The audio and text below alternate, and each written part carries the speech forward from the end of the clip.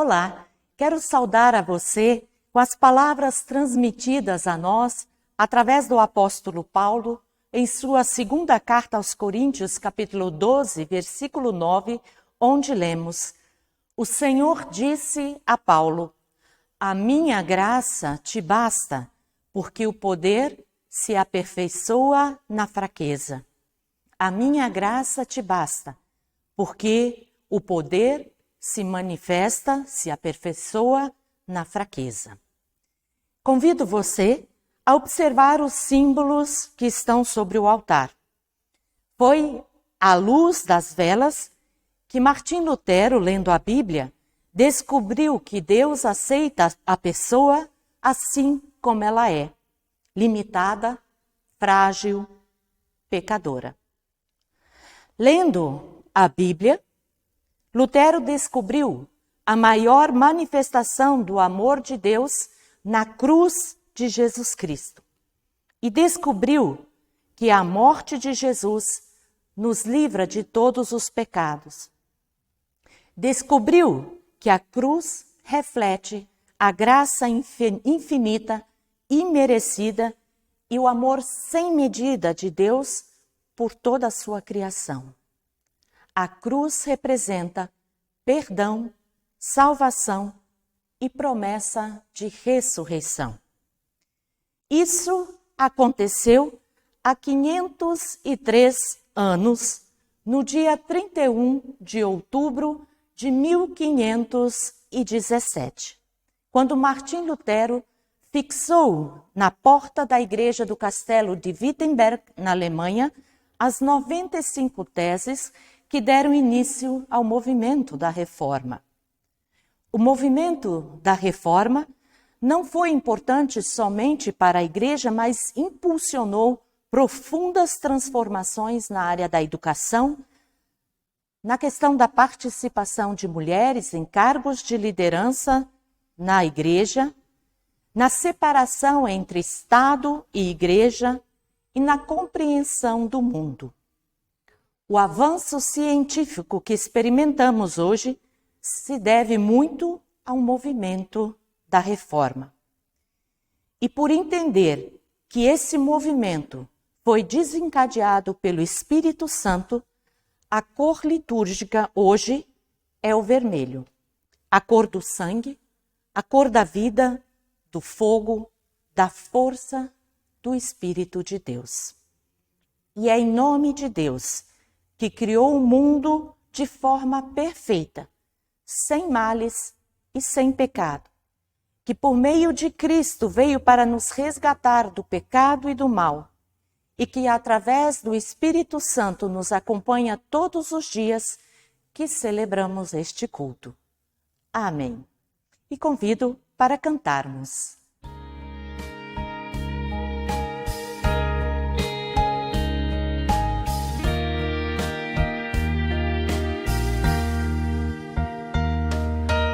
Deus está aqui, tão certo como o ar que eu respiro,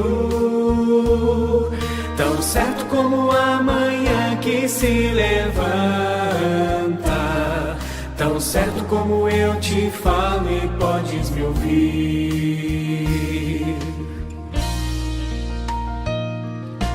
Deus está aqui, aleluia, tão certo como o ar que eu respiro, tão certo como a manhã que se levanta,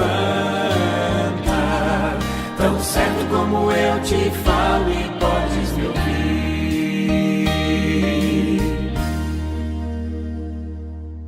Deus está aqui, aleluia, tão certo como o ar que eu respiro, tão certo como a manhã que se levanta, tão certo como eu te falo e podes me ouvir.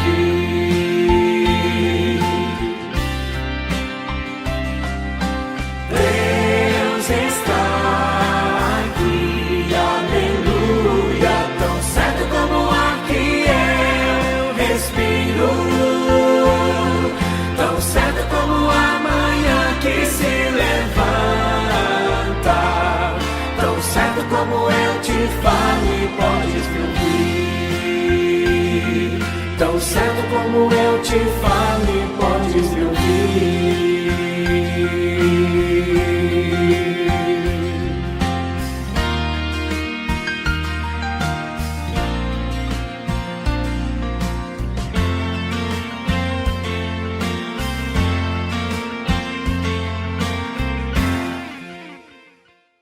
A esse Deus amoroso, compreensivo, compassivo e carinhoso, nos dirigimos agora em oração pedindo a Ele perdão.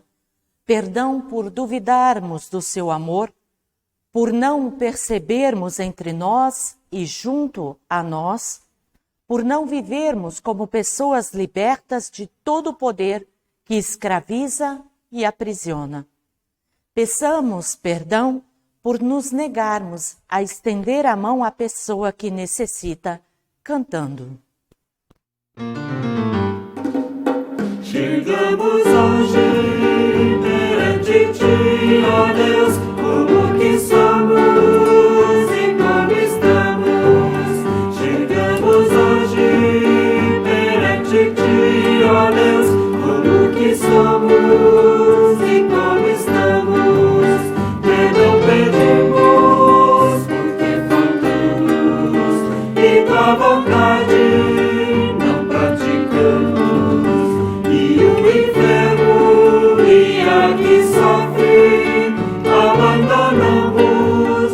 Perdão pedimos, perdão clamamos. Perdão pedimos, perdão clamamos. Chegamos hoje perante ti, ó Deus, como que somos e como estamos. Chegamos hoje perante ti, ó Deus, como que somos e como estamos. Perdão pedimos porque faltamos e tua vontade não praticamos. E o inferno e a que sofre abandonamos. Perdão pedimos, perdão clamamos. Perdão pedimos, perdão clamamos. Assim nos convida Deus por meio da sua palavra. Aquele que tem sede, venha. E quem quiser, receba de graça a água da vida. Aquele que tem sede, venha. E quem quiser, receba de graça a água da vida. Acolhemos, pois, o perdão que vem de Deus. Amém. Em meio a um mundo marcado pela opressão e pela guerra, Deus nos chama para o culto e nos serve com a sua palavra e o sacramento. Concede-nos perdão, nos liberta do peso da culpa, nos torna livres para servirmos em seu nome. Por tudo isso, louvemos o seu santo nome cantando. Glória, glória, glória a Deus nas alturas. Glória, glória, paz entre nós, paz entre nós. Glória, glória, glória a Deus nas alturas. Glória,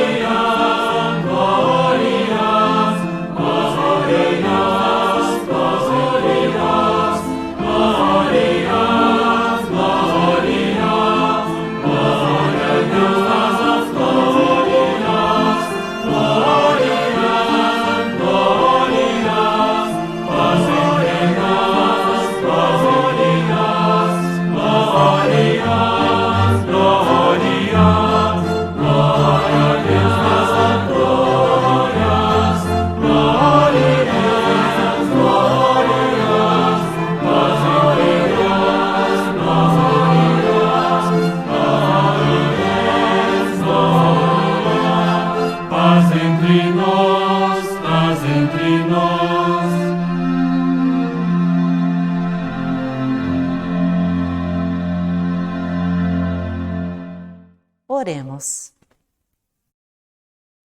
Deus, grande é a tua misericórdia e infinita, Senhor, é a tua bondade. Nós te agradecemos por esta oportunidade de nos reunirmos em tua presença para ouvir e meditar na tua palavra. Ajude-nos a entender melhor o que significam as palavras Cristo nos libertou para que sejamos realmente livres. E ajude-nos a testemunharmos isso em nosso dia a dia. Por Cristo, teu Filho, que contigo e com o Espírito Santo vive e reina por toda a eternidade. Amém.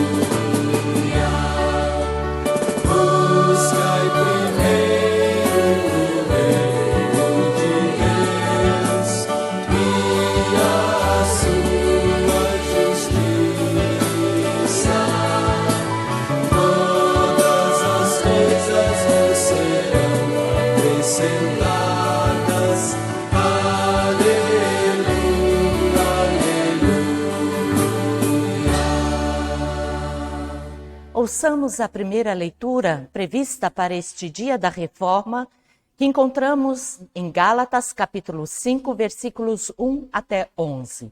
Gálatas, capítulo 5, versículos 1 até 11. Cristo nos libertou para que nós sejamos realmente livres. Por isso, continuem firmes como pessoas livres e não se tornem escravos novamente. Prestem atenção. Eu, Paulo, afirmo que se vocês deixarem que os circuncidem, então Cristo não tem nenhum valor para vocês. Repito isso mais uma vez para qualquer homem que deixar que o circuncidem. Esse homem é obrigado a obedecer a toda a lei. Vocês que querem que Deus os aceite porque obedecem à lei, estão separados de Cristo e não têm a graça de Deus. Mas nós temos a esperança de que Deus nos aceitará. E é isso que esperamos pelo poder do Espírito de Deus que age por meio da nossa fé. Pois quando estamos unidos com Cristo Jesus, não faz diferença nenhuma estar ou não estar circuncidado. O que importa é a fé que age por meio do amor. Vocês estavam indo tão bem. Quem convenceu vocês a deixarem de seguir a verdade? É claro que quem os convenceu não foi Deus que os chamou. Como dizem por aí, um pouco de fermento fermenta toda a massa. Mas eu ainda tenho confiança em vocês. A nossa união com o Senhor me dá a certeza de que vocês voltarão a pensar da maneira certa. E também tenho certeza de que o homem que está perturbando vocês, seja ele quem for, será castigado por Deus. Porém, irmãos, se é verdade que eu continuo a anunciar que a circuncisão é necessária, por que é que sou perseguido? Se eu anunciasse isso, então a minha pregação a respeito da cruz de Cristo não causaria dificuldade para ninguém.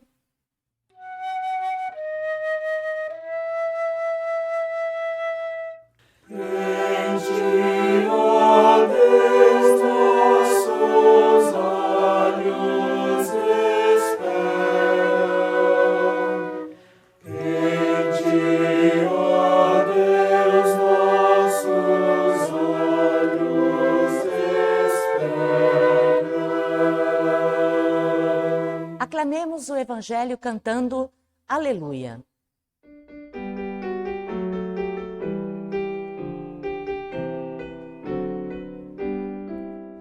Aleluia, aleluia, aleluia, aleluia,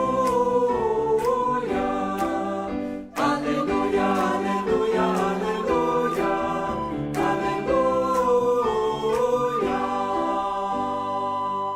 Ouçamos a leitura do Evangelho previsto para este dia, que encontramos em Mateus, capítulo 5, versículos 1 até 10. Mateus, capítulo 5, versículos 1 até 10. Quando Jesus viu aquelas multidões, subiu um monte e sentou-se. Os seus discípulos chegaram perto dele e ele começou a ensiná-los. Jesus disse: Felizes as pessoas que sabem que são espiritualmente pobres, pois o reino do céu é delas. Felizes as pessoas que choram, pois Deus as consolará. Felizes as pessoas humildes, pois receberão o que Deus tem prometido. Felizes as pessoas que têm fome e sede de fazer a vontade de Deus, pois Ele as deixará completamente satisfeitas. Felizes as pessoas que têm misericórdia dos outros, pois Deus terá misericórdia delas. Felizes as pessoas que têm o coração puro, pois elas verão a Deus. Felizes as pessoas que trabalham pela paz, pois Deus as tratará como seus filhos. Felizes as pessoas que sofrem perseguições por fazerem a vontade de Deus, pois o reino do céu é delas. Felizes são vocês quando os insultam, perseguem e dizem todo tipo de calúnia contra vocês por serem meus seguidores. Fiquem alegres e felizes, pois uma grande recompensa está guardada no céu para vocês, porque foi assim mesmo que perseguiram os profetas que viveram antes de vocês. Até aqui, palavras do Senhor. Louvado sejas, Cristo. Que a graça e a paz daquele que era, que é e que há de vir esteja conosco neste momento. Amém.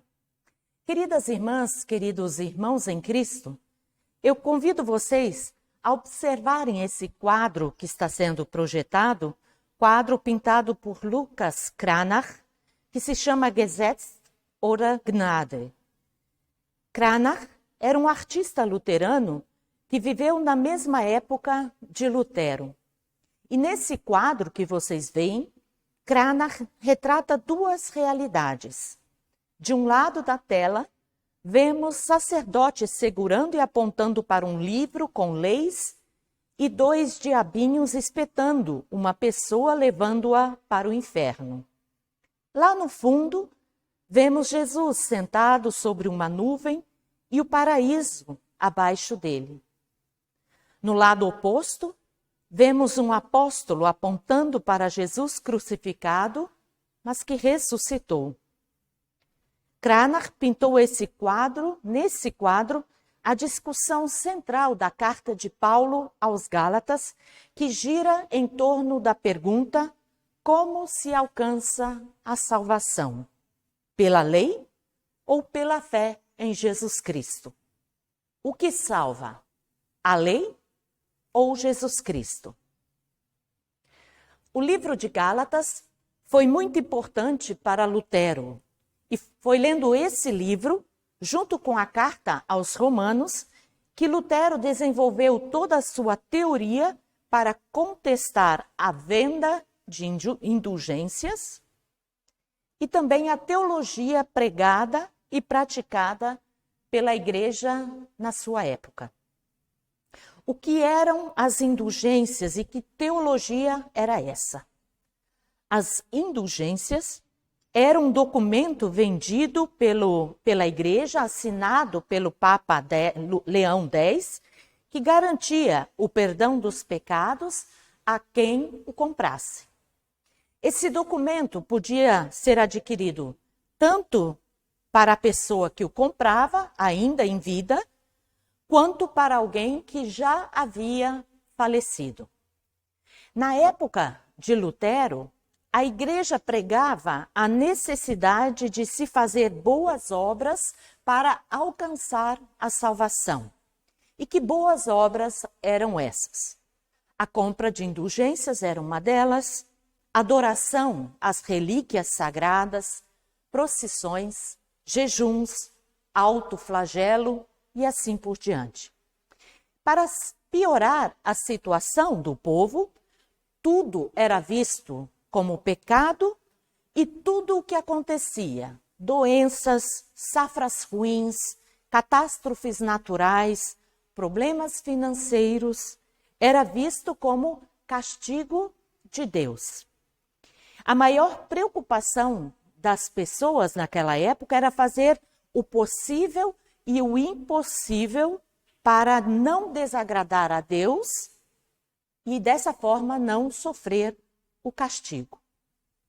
O pior é que por mais que fizessem, não conseguiam se livrar das doenças, das dificuldades que a vida traz e do sentimento de culpa por não estarem fazendo o suficiente e também de forma correta.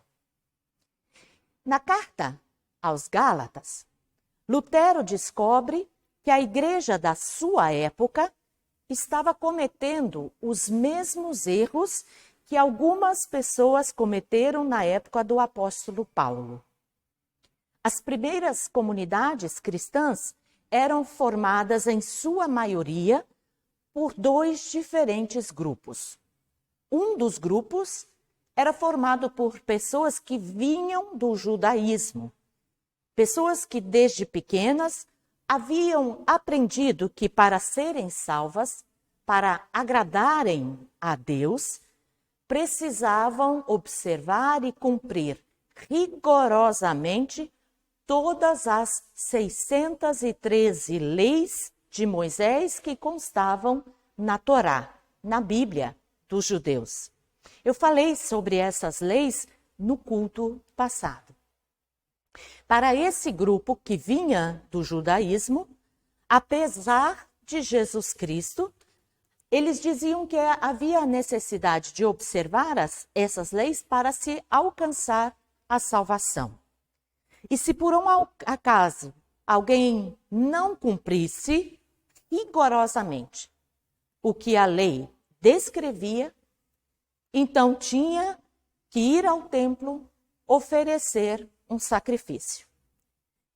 E somente depois era ou recebia o perdão do pecado. E a lei mais exigida por esse grupo era a da circuncisão. Esse grupo continuava defendendo a necessidade de todo menino fazer a circuncisão até o 8º dia de vida. Porque a circuncisão comprovava que ele, por assim dizer, pertencia a Deus. O outro grupo era formado por pessoas que pertenciam a outras religiões e que foram e se converteram ao cristianismo. Logo, essas pessoas não eram circuncidadas. Os homens, os meninos, não eram circuncidados. Portanto, não tinham esse sinal de que pertenciam a Deus. Por isso, esse primeiro grupo, formado pelos judeus, exigia que os homens e meninos do segundo grupo, se deixassem circuncidar. E isso deu, então, o que falar. E Paulo, na carta aos Gálatas, discute, então, esse tema. Discute a importância do cumprimento da lei para se alcançar a salvação. O que salva? A lei ou a fé em Jesus Cristo? E Paulo não tinha dúvidas. Para ele, a salvação é pura graça. O ser humano nada pode fazer para ser salvo, a não ser reconhecer no Cristo crucificado o Salvador, o Cordeiro que tira o pecado do mundo e que venceu o mal, que vemos retratado nesse quadro pintado pelo Cranach. Quando se reconhece, quando se aceita essa verdade, então nada mais pode amedrontar. Por isso a pessoa cristã, diz Paulo, é livre. Ela não precisa temer o mal, ela não precisa temer o inferno, o julgamento e nem mesmo a morte. Pois Deus, por meio de Jesus Cristo, é quem resgatou do pecado e do mal a todas as pessoas e as tornou herdeiras do reino de Deus, filhas de Deus. E essa verdade, segundo Paulo, nós somos capazes de aceitar, de acolher, somente por meio da fé, que nos é dada também por Deus através do seu Santo Espírito. E aprendemos, ou melhor, reconhecemos essa verdade da graça alcançada por nós, da salvação alcançada por nós, por Jesus Cristo. E a fé nos ajuda a reconhecer essa verdade nas Sagradas Escrituras. E dessa forma, então, nós temos os 4 pilares da reforma. Somente a graça, somente a fé, somente Jesus Cristo, somente as Escrituras. Reconhecer e aceitar a salvação oferecida por Deus por meio da fé em Jesus Cristo é como sair de um ambiente fechado, carregado, abafado, com aquele ar pesado que chega a dar dor de cabeça e respirar, ir para um lugar onde o ar é puro. Em Cristo e por Cristo, Deus nos oferece essa nova chance, esse novo lugar onde o ar é puro e sopra livremente. A partir de Cristo, Deus nos julga não pelo nosso amor, que é pequeno, frágil, limitado, mas pelo seu amor, que é grande, forte, intenso e ilimitado. E Deus diz a cada um e a cada uma de nós, agora você não precisa mais se preocupar com a sua salvação, pois ela já está garantida, ela já lhe pertence. Aceita, então, aceita esse amor e deixe que esse amor de Deus te transforme. Vá e faça o bem. Observe, então, os mandamentos, trabalhe, viva de forma honesta, seja fiel, gentil, haja com justiça e solidariedade. E que para que as pessoas que virem percebam que em Cristo, você é livre. E por ser livre, você vive dessa forma. Por ser livre, você é grato. Você é grata pela salvação que recebeu. E por isso, em resposta, faz o bem por amor a Deus e por amor às pessoas. Por ser uma pessoa amada e muito amada, você é capaz também de amar. Somos pessoas amadas por Deus, você e eu, que nunca nos esqueçamos disso. E eu desejo a você, em nome do Evangelho de Jesus Cristo, muita liberdade, muita alegria, pois a sua fé pode ser ativa no amor. Amém.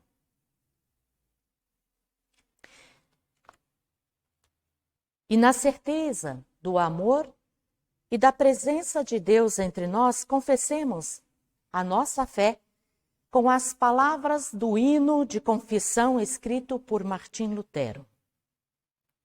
Nós cremos todos num só Deus, Criador de céu e terra.